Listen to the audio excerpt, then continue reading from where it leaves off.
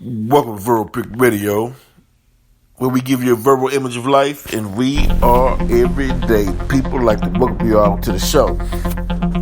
Look, reminding you all to check out our new film under VCM Films.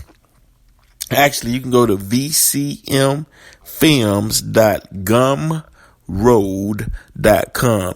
That's VCMFILMS.GUMROAD.com. VCMfilms.gumroad.com, and check out our latest movie. I mean, it's exciting. If you follow this show, you'll definitely love the movie. Make sure you check it out. I like to say to my home girl, and that's just what this show is about. Texas, home girl from Texas, Shacarri Richardson. Just for y'all who don't know, I want to give a little stats about her. Shacarri Richardson is an American track and field sprinter who competes in the 100 meters and 200 meters. Richardson rose to fame in 2019 as a freshman at Louisiana State University, running a 10.75 seconds to break the 100-meter record at the National Collegiate Athletic Association Championship, right? Wow. You know, she fast. Now, she made headlines, right? Tested positive for marijuana. She was a gold medal favorite in the women's 100 meters. She was suspended for a month, putting in doubt a appearance at the Tokyo Olympics, right? Now, actually, she had a chance to catch the relay race, but they decided that they were going to uphold the suspension for her allegedly smoking marijuana, and they weren't going to let her compete at all. Let me hip you to some games, Sha'carri. See, you have a vibrant style, right? You have a, this is me, this is who I am. I'm going to stand out and enjoy who I am, right? And the colonizer never liked when we stood bold and was in their face as if we were free. They always had in their warped mind, as if they had a place for us. They always wanted us to go sit somewhere quietly and let them control our talents, and they get paid and give us crumbs. But Sha'carri, your style was so vibrant that they couldn't contain you, right? Now, one thing you gotta understand in this game, right, is they always watching, right? So they already knew if you were smoking weed. They already knew it anyway before they even caught you in for the piss test, right? Because they got people all around watching you because of your status and the likelihood that one day they're going to make some money off of you and endorsements, right? But they want to control the narrative. They want to control your image, and they want to control how they present you to the public, and especially to their children, right? Because they don't want to take chances of you going and saying something or going against what they've taught their children about us. So if you go in there too bold and you're yourself, and you don't play that game around them and their children. You know how some black folks be. They go around colonizing these children. They so timid, and they just grinning ear to ear and overpraising them and making them feel good, which I have no problem with that. Just as long as you make yourself, your children, and your people feel just as good. Just as much as you make them feel good, make your own feel good. Matter of fact, even better, because we are a family, right? And so you have to play the game, right? If you're going to be independent and you're going to stand on your own 2 feet, then one thing you have to always remember, they're always watching, they're always listening, right? For instance, you could be at a party, right? Right? And they will send one of their own, and they'll have the skin of a black person, but the mind of the colonizer, right? They'll be in there right next to you, right? Fire up some weed, right? I mean, a weed grade so potent, right, that they probably only got from the colonizer. But anyway, the weed is so potent to where you getting contact high and it's in your system on purpose. Then all of a sudden, you chilling, relaxing, and hey, we need a test you. Like, test me. We're gonna test you. They already know. They already know. Or sometimes they get so bold to where you can be out with your family, right, at dinner, right, and the previous night you had smoked a joint, kick back, or spliff, blunt, whatever, right? You go sit down and eat dinner with your family, right? Now, they already know you smoked the blunt, right? Hell, they probably even know which restaurant you're going to meet with your family, or they following you, right? And you sitting down, right? Because sometimes they want to embarrass you, right? So they'll come in, or you sitting out with your family and be like, we have reason to believe that you've been smoking marijuana, and, since you are part of the Olympic team, we have the authority to test you anytime that we see fit. So you're under suspicion of smoking marijuana. Can you get up and come with me, right? And you're like, what? Wait, how you everybody looking at you, because they sometimes, they do that just to embarrass you, to break you, right? Because the key is to break their spirit. See, when you have a vibrant spirit and you love who you are and the world starts to accept you, they got to come try to break their spirit, right?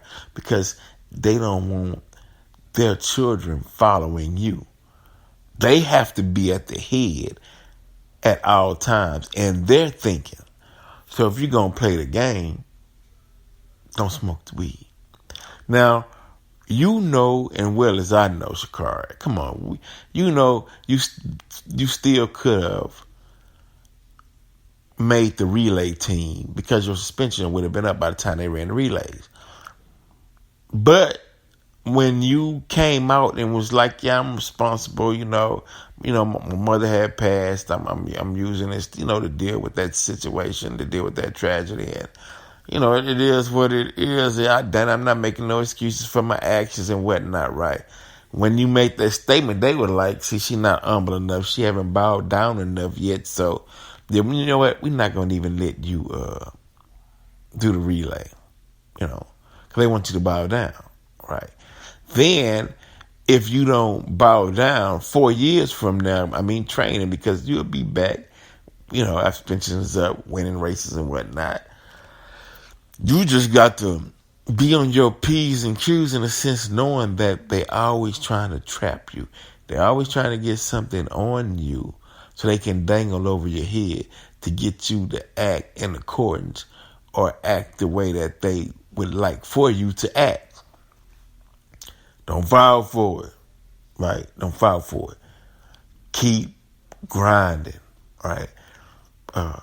Because you have a lot of young black girls growing up all over the planet, right, who will inspire to be like you, right?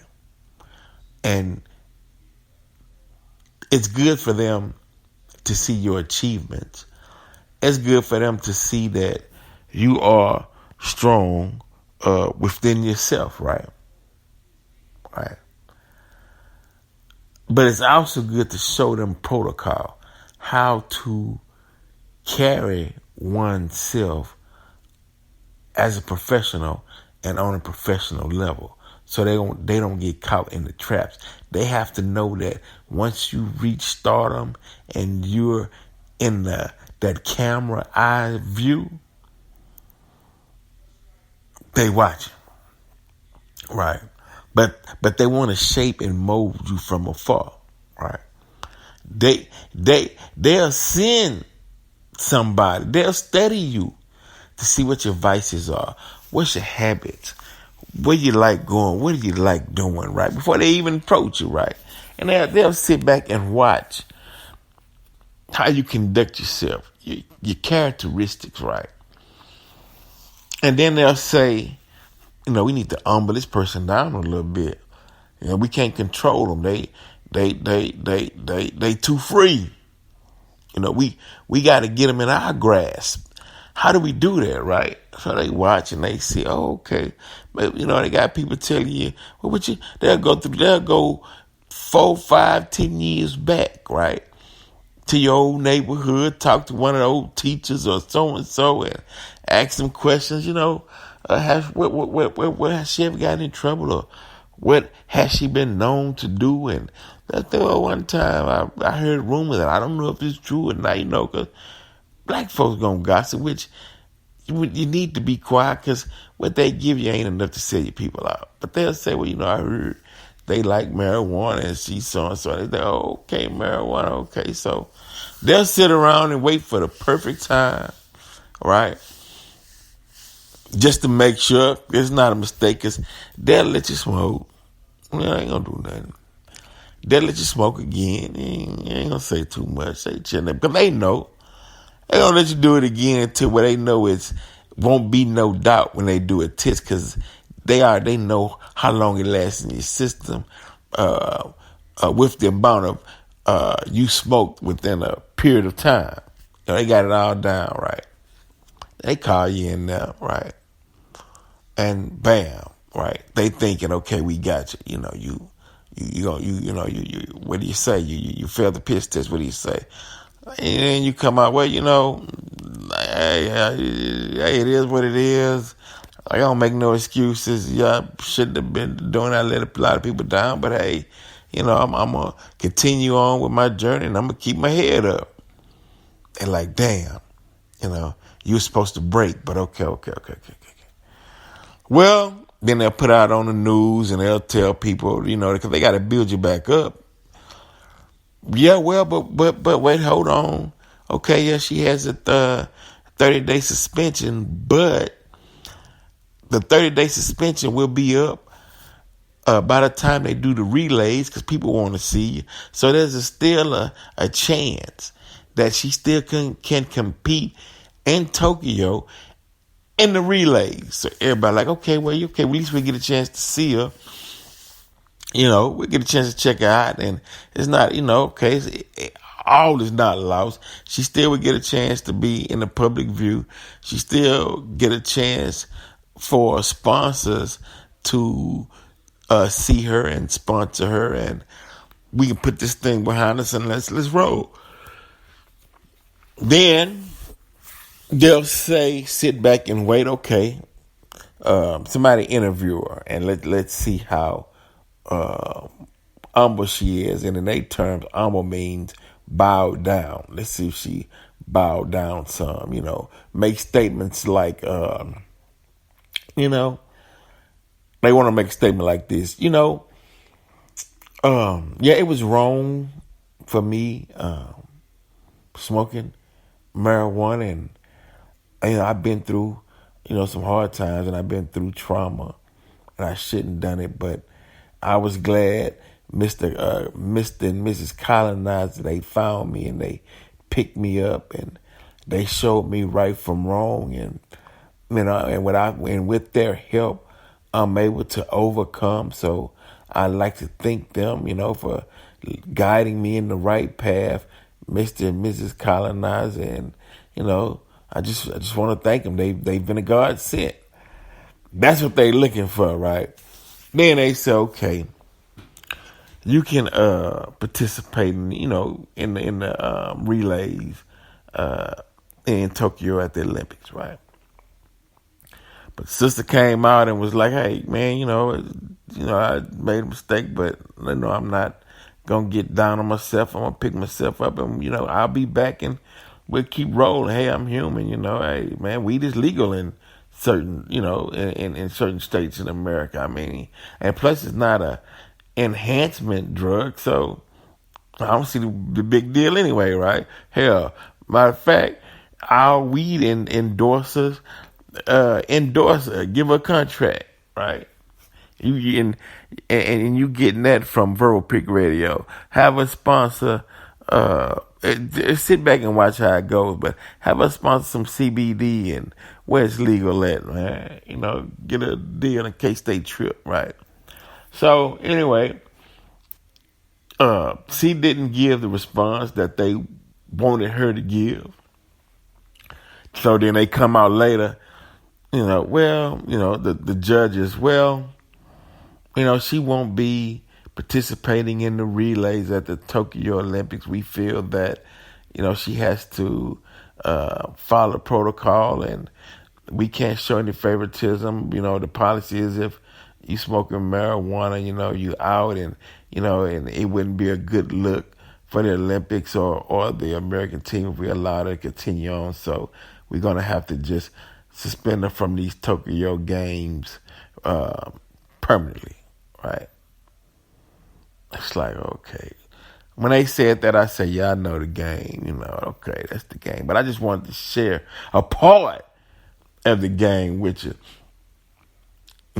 Just sharing it with your sis, just to let you know, hey, that colonizer, he watching, listening, trying to find that leverage, trying to find that angle, Yeah, you have to, if you, because they love embarrassing you. They love when to get you up and get the people up and everybody. Then they come drop it. Well, and black folks was like, man, ain't nobody tripping on no marijuana.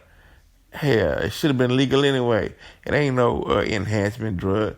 We like let the sister race. Go for the gold, which we knew you're gonna get the gold. But it's their game, so okay. So if you want to play in their game, don't smoke weed until season is over and you relax and you ain't got to be tested, and then you know when to cut it off and how long it takes, and you not smoking, you working, you cleaning yourself out, and you ready to compete again. You ready for business, and you putting away play.